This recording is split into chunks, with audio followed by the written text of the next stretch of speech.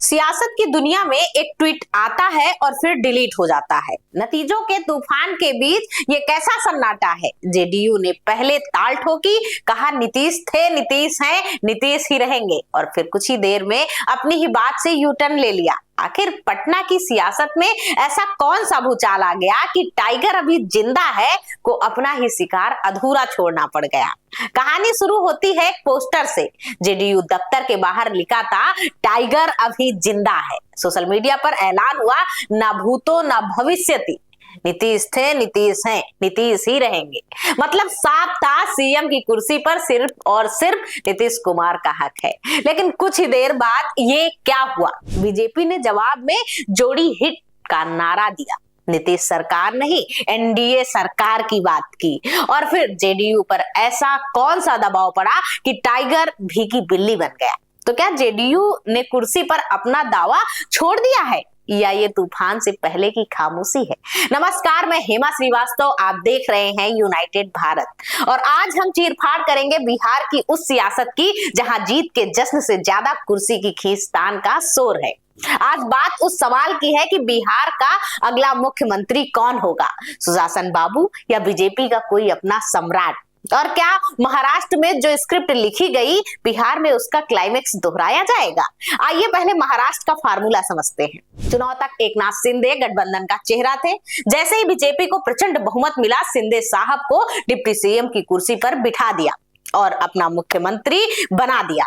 अब बिहार की गणित देखिए, बीजेपी और जेडीयू लड़े तो बराबर सीटों पर, लेकिन नतीजों में बीजेपी जेडीयू से आगे निकलती हुई दिखाई दे रही है। शाम के 4 बजे के डेटा के मुताबिक बीजेपी 95 पर है और जेडीयू 85 पर। वो एनडीए की सबसे बड़ी पार्टी बनकर उभरी है। 2020 में जो बीजेपी जेडीयू से 37 सीटें पीछे थी, आज वो 10-12 सीटों से आगे है। तो सवाल उठता है कि अगर बीजेपी बिहार में बड़ा भाई बन ही गई, तो क्या वो छोटे भाई को कमान सौंपेगी? यहाँ उसका मुख्यमंत्री कभी नहीं बना, तो क्या इस बार वो ये मौका हाथ से जाने देगी? इस खेल में नीतीश कुमार के पास पलटने के रास्ते भी बंद हो चुके हैं। चाचा भतीजे की सरकार का जो सपना कुछ लोग देख रहे थे, नतीजे उस पर पानी फेरते दिख रहे हैं। तेजस्वी की आरजेडी खुद 75 सीटों से फिसलकर 25 से 30 के आसपास है।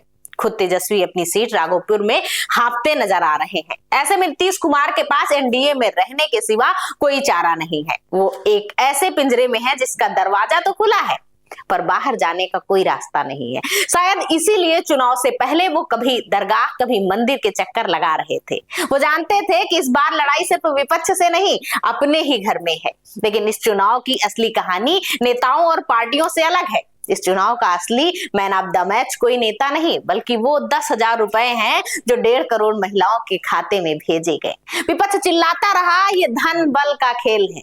अखिलेश यादव से लेकर भूपेश बघेल तक सबने इस चुनावी साजिश का नाम दिया, लेकिन सच तो ये है कि बिहार ने 10,000 पर ज्यादा भरोसा किया और इस भरोसे ने सारे समीकरणों को ध्वस्त कर दिया। आरजेडी का कोर वोटर तो उसके साथ रहा, लेकिन वो इस नए भरोसे को अपनी तरफ खींचने में नाकाम रही। 3,000 करोड़ रुपए बांटने के बाद क्या तेजस्वी या राहुल के लिए लड़ाई जीतना मुमकिन था? शायद नहीं।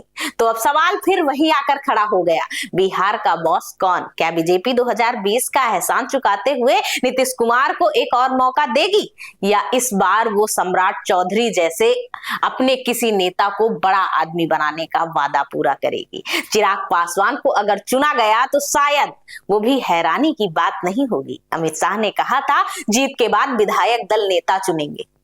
ये एक ऐसा बयान है जिसके कई मतलब हैं। ये नीतीश कुमार को एक संदेश भी है और एक चेतावनी भी। इस प्रचंड जीत का चेहरा भले ही नीतीश कुमार हो, लेकिन इस जीत की स्क्रिप्ट बीजेपी ने लिखी है। जेडीयू का वो डिलीट किया हुआ ट्वीट सिर्फ एक ट्वीट नहीं, बल्कि आने वाले दिनों की सियासत का ट्रेलर है। ये कुर्सी का खेला अभी खत्म नहीं हुआ है, बल्कि अब तो असली खेल शुरू हुआ है। आपको क्या लगता है, क्या नीतीश कुमार 10वीं बार शपथ लेंगे, या बिहार को पहली बार बीजेपी का मुख्यमंत्री मिलेगा? इस खेला का ऊंट किस करवट बैठेगा? अपनी राय कमेंट बॉक्स में जरूर बताएं। आपको बताते चले कि इस खबर में सारा डेटा वीडियो शूट होने तक यानी शाम 4 बजे तक का है। ऐसे ही और अपडेट्स के लिए सब्सक्राइब करिए यूनाइटेड भारत। नमस्कार।